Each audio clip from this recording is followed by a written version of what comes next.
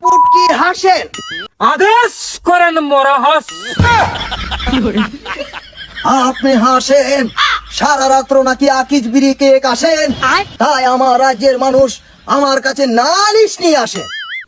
আদেশ করেন জাহাপনা।